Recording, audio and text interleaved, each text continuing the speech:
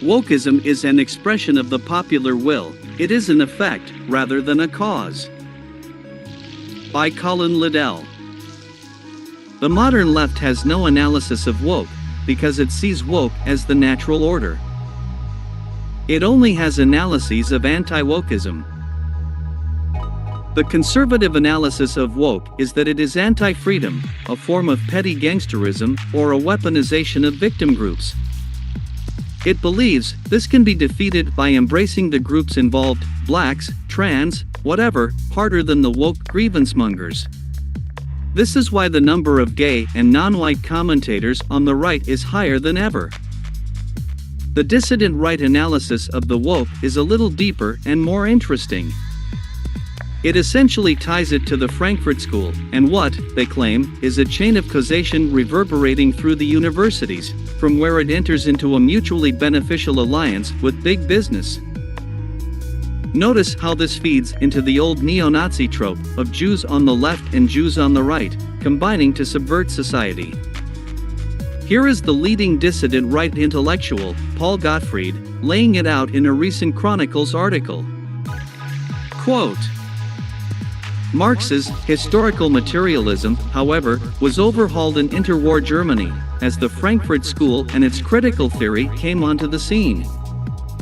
This new iteration of the left developed what has been called cultural Marxism, and it defined, as a pressing socialist task, the reconstruction of the bourgeois Christian family. This reconstruction was supposedly necessary to stand firm against the rampant spread of fascism. Among Frankfurt School theorists, attempts were also made to assimilate Marxism to a variant of Freudian psychology, and in Herbert Marcuse's work, Marxist socialism was fused with the vision of polymorphic sexuality. End quote. America's corporate elites then jump on board, because why wouldn't they? Quote, if capitalists pour their money into Black Lives Matter, critical race theory, and LGBT, it is not because they are Marxists. Rather, they represent what Pedro Gonzalez characterizes as the counter-revolution of the left.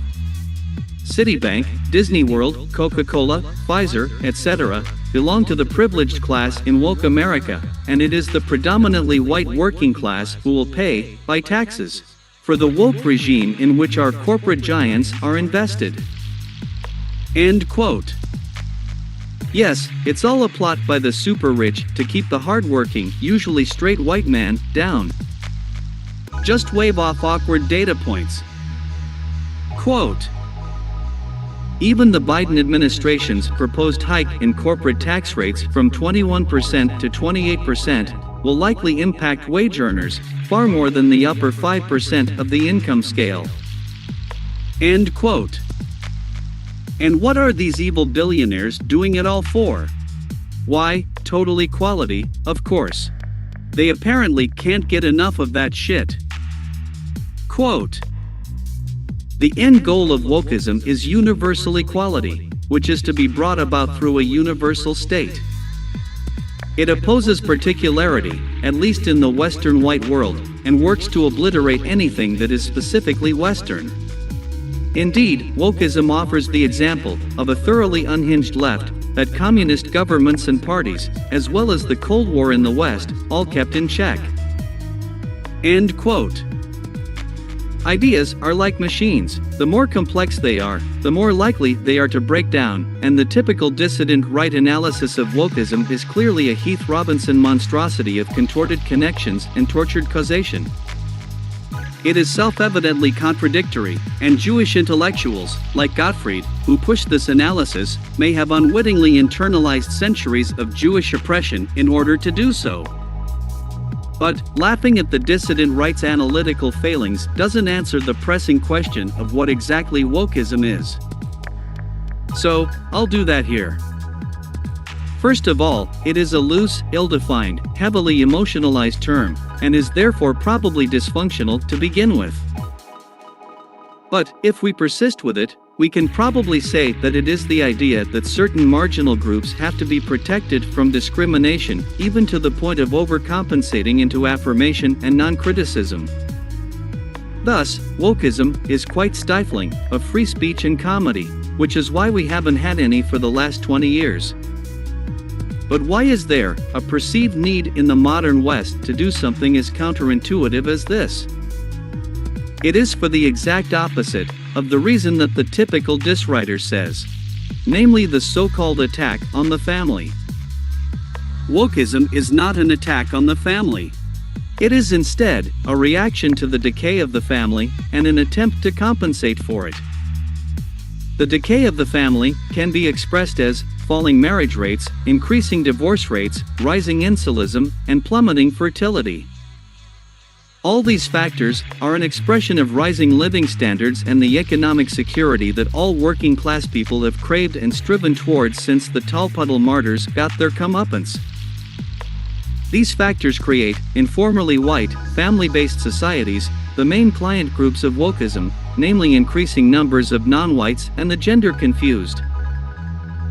Gender-confused, in my view, not only includes LGBTQ+ people, but incels, single-career women, and even the sexually promiscuous poor, although most of the spotlight seems to be on drag queens and transgenders, possibly because this is better trigger bait in our attention-driven economy.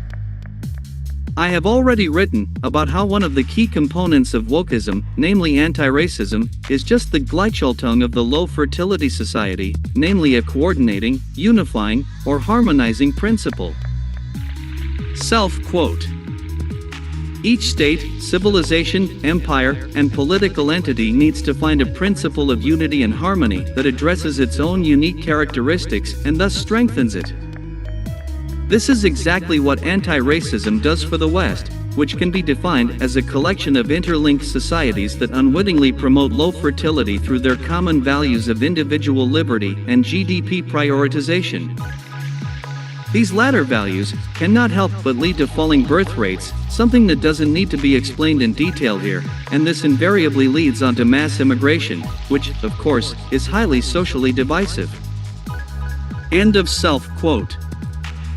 In a similar way, radical transgender inclusivity, and the general tolerance of sexual dysphoria and degeneracy that it is a proxy for, is also part of the Gleichschaltung necessary for a society based on the affluence and individual freedom that the masses have always craved. In its essence, wokeism is a paradoxical expression of the popular will. The main political battleground will not be the question of whether to have it or abolish it, but simply how to modulate it and integrate it into the modern West.